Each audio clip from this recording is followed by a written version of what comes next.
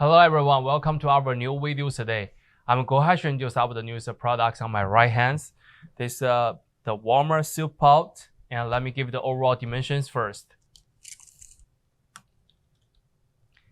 Diameter is about like 17 inches. And the overall height is about like 19.5 inches tall. As we can see, the units, they come in with two handlebars on each of the side and triangle space with the locker on top of the lid.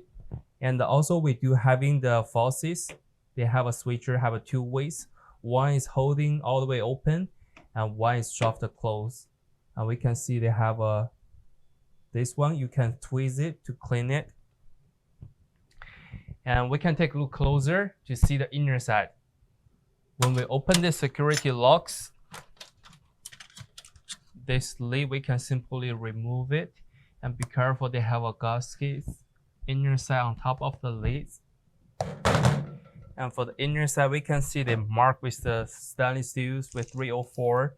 And the dimensions, it will be 15.5 inches deep. And the diameter is about like 15.5 inches. So this will be the all demonstration information about these products. And if you do have more questions, feel free to contact with us. Thank you.